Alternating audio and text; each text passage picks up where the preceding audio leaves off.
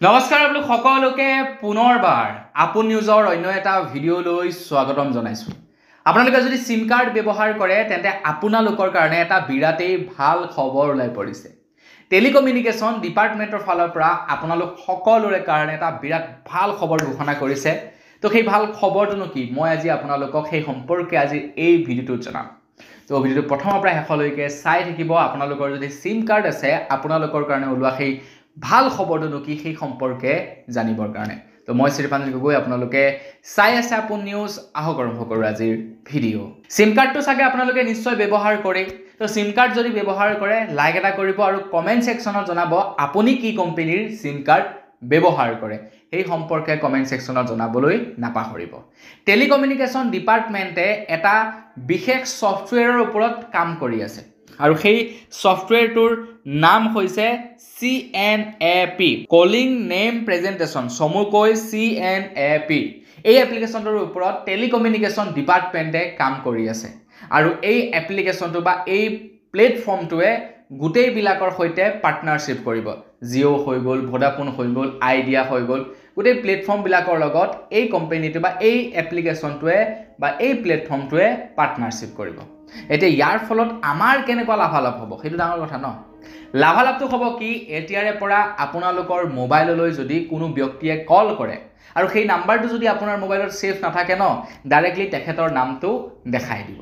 এতিয়া আপোনালোকে হয়তো ক'ব পাৰে যে তেনেকুৱা এপ্লিকেশ্যন দেখোন অলৰেডি আমাৰ ভাৰতবৰ্ষত এক্সিষ্ট কৰে। ট্ৰু কলাৰ নামৰ এটা এপ্লিকেশ্যন আছে, যিটো এপ্লিকেশ্যনে আপোনালোকক ঠিক একেখিনিয়ে কাম কৰে। কোনোবাই আপোনালোকলৈ যদি ফোন কৰে তেখেতৰ নামটো আপোনাৰ মোবাইলত ডিছপ্লে কৰি দিয়ে, ট্ৰু কলাৰ। কিন্তু ট্ৰু কলাৰে যিটো নাম দেখুৱায় সেইটো ডাইৰেক্ট 100% একুৰেচি নহয়। কেতিয়াবাতো ট্ৰু কলাৰ নামেই নোলায়, ঠিক আছে। 100% একুৰেচি নহয়। সেই মানে ট্ৰু কলাৰত প্ৰায় ক্ষেত্ৰত নেদেখায়, আপোনাক নাম নেদেখায়। আৰু আপোনাৰ যদি নেট বন্ধ হৈ থাকে তেতিয়াতো নেদেখায়, নেট অন হৈ থাকিলেহে আপোনালোকৰ নাম দেখায়। কিন্তু টেলিকমিউনিকেশ্যন ডিপাৰ্টমেণ্টে যিটো প্লেটফৰ্মৰ ওপৰত কাম কৰি আছে সেই প্লেটফৰ্মটোৱে আপোনালোকক ডাইৰেক্টলি নাম দেখাই থাকিব। অফলাইনে হওক বা অনলাইনে হওক ডাইৰেক্টলি নাম দেখাব। আৰু এই CNAP প্লেটফৰ্মটোৱে কৈছে যে আমি KYC বেছড নাম দেখুৱাম আপোনাক। মানে যেতিয়া নেকি কোনো এজন ব্যক্তিয়ে এটা সিম কাৰ্ড ল'বলৈ যায়, সিম কাৰ্ডটো ল'বলৈ যাওঁতে আধাৰ কাৰ্ড জমা কৰিব লাগে। আধাৰ কাৰ্ডত যিটো নাম উল্লেখ থাকিব সেই নামটো আপোনাৰ মোবাইলত শ্ব' হ'ব। মই আপোনালৈ কল কৰিলোঁ, কল কৰাৰ লগে লগে আপোনাৰ মোবাইলত মোৰ নামটো ছেভ নাই। আপোনালৈ কল কৰাৰ লগে লগে মোৰ আধাৰ কাৰ্ডৰ যিটো নাম থাকিব সেই নামটোৱে আপোনাৰ মোবাইলত শ্ব' কৰিব যে প্ৰাঞ্জিত গগৈয়ে আপোনালৈ কল কৰিছে। ইয়াৰ ফলত স্কেম কমিব। ইয়াৰ ফলত আপোনাক কোনোবাই যদি কল কৰে, আপোনাৰ নাম্বাৰ যদি ছেভ নাই, আপুনি গম পাব পাৰিব যে কোনে মোক কল কৰিছে।